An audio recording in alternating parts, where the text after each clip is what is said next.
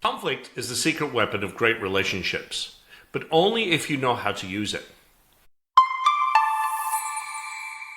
Most of us see it as something to avoid, something messy or uncomfortable. But what if conflict is actually the doorway to deeper trust, better solutions, and real growth? The truth is, how we handle conflict defines not just our leadership, but our relationships as a whole. Conflict is inevitable. Whether it's a tense discussion at work, a disagreement with a friend, or a clash of ideas in your community, it's part of being human. But here's the thing, conflict isn't the problem. The problem is how we approach it.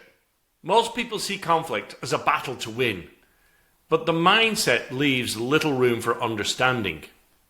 What if we reframed it as a conversation, a chance to listen, learn, and find solutions that honor everyone involved? This is where constructive conversations come into play. It's about shifting from a defensive stance to a curious one.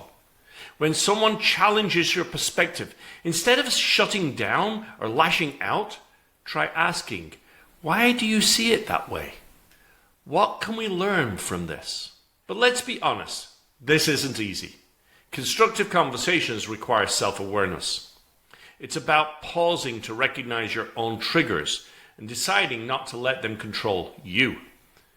It's about focusing less on being right and more about being effective.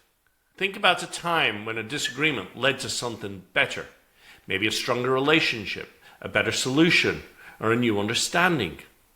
Those moments happen when we resist the urge to dominate the conversation and instead engage with respect and empathy. Conflict doesn't have to divide us. When handled with care, it can unite us. The next time you face a storm of disagreement, remember, you have a choice. You can let the storm rage on, or you can be the one to calm it, to turn it into a chance for growth. Because the best leaders, the ones who truly inspire, don't avoid conflict, they transform it. And in doing so, they not only strengthen their teams, but they also deepen their own understanding and impact. So how will you approach your next conversation?